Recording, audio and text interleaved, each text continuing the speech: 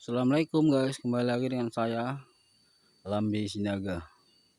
Sekarang kita guys membahas tentang tanaman kelapa sawit.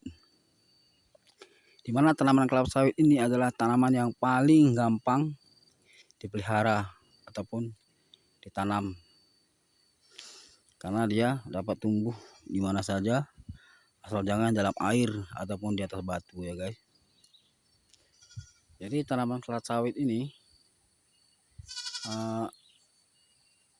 adalah jenis tanaman monokotil, yaitu tanaman yang berakar serabut dan tidak memiliki kambium.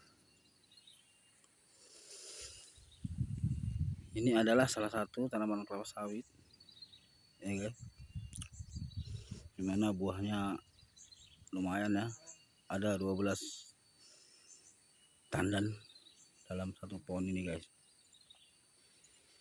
Kelapa sawit ini jika kita pelihara dan kita rawat, dia tidak akan merugikan, dan bisa dikatakan tanaman kelapa sawit ini anti tumpur ya, karena dia paling gampang dipelihara ya, dan juga paling gampang dalam pemasaran. Jadi gini ya guys, kita sekarang menjelaskan tentang pruning ataupun pembuangan cabang. Kalau pembuangan cabang dalam kelapa sawit ini guys, itu harus dibuat dengan sangga dua, artinya disisakan dua pelepah ataupun dua cabang ya guys dari buah. Ini ada buah, ini ada cabangnya dua guys, seperti itu. Jangan terlalu banyak membuang pelepah ataupun cabang, karena nanti akan terjadi over pruning, kekurangan daunnya guys. Karena dalam satu pohon kelapa sawit ini dibutuhkan 48 pelepah minimal, maksimal itu 56 begitu guys.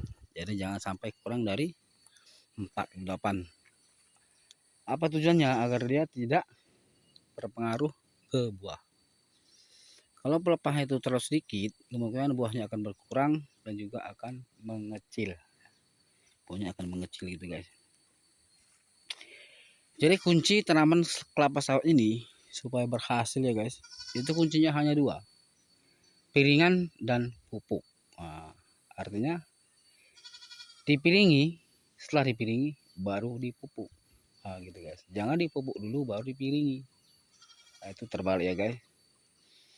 Jadi memiringi itu kita lakukan secara rutin, misalnya 4 bulan sekali ya gitu ya. Nah, setelah kita piringi baru kita pupuk secara menyebar ya. Jangan berbentuk cincin. Nah, seperti itu. Tetapi alangkah baiknya kalau bisa kita pupuk dia menggunakan pupuk kandang guys ya. Alangkah baiknya kalau kita pupuk dia dengan pupuk kandang. Tapi kalau tidak ada pupuk kandang ya apa boleh buat. Buat aja dengan pupuk biasa. Pupuk anorganik misalnya kan, seperti urea, TSP, kasial dan lain. Jadi cara pemupukannya guys, saya lihat keadaan pohonnya gitu. Atau rutinitas saja. Misalnya kan kita pupuk umpamanya urea ya 1 kilo per pokok. Nah, nanti setelah 3 bulan ke depan kita masukkan lagi TSP atau RP36 ya 1 kilo per pokok, atau juga setelah itu KCL ya 1 kilo per pokok. Nah, dan kita lihat kalau daunnya banyak yang kuning-kuning gitu ya, tapi sudah kita pupuk, itu mungkin keasaman tanah sangat tinggi, maka kita beri pupuk dolomit guys 1 kilo sampai 1,5 kilo per pokoknya, untuk menurunkan pH ya ataupun zat asam yang ada di dalam tanah gitu. Jadi gitu ya guys, kunci agar kita tidak merugi dalam menanam tanaman kelapa sawit ini itu tadi, piringi pupuk, piringi pupuk, piringi pupuk ya, dengan rotasi 3 bulan sekali gitu guys. Itu tidak ada cerita tumpur guys ya. Kalaupun tumpur itu mungkin ada kesalahan pada manajemen. Nah, itu kalau di perusahaan. Tapi kalau di tanaman masyarakat, perkebunan masyarakat, saya rasa itu tidak tumpur. Tapi kalau ditanam, biarkan saja, ditinggal sampai semak, nanti waktunya mau ngambil buah baru datang, biarkan lagi sampai semak, nggak dipupuk, nah ini udah pasti tumpur. Kalau seperti ini udah pasti nggak ada hasilnya, karena tanaman itu tidak dirawat, tidak dipelihara dengan baik. Nah, gitu. Jadi makanya tanaman ini dipelihara dengan baik ya guys, dipupuk, dipiringi ya. Nah, seperti itu, piringi dulu baru pupuk, bukan pupuk dulu ya.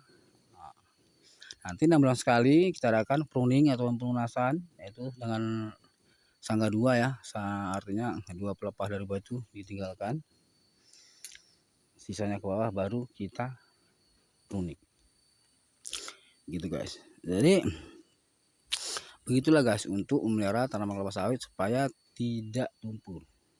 Harus kita rawat dia, harus kita pupuk dia, jangan kita biarkan dia menjadi semak, ataupun jangan dia tidak kita pupuk, itu hasilnya akan sedikit, tidak sesuai dengan target yang kita tentukan gitu ya.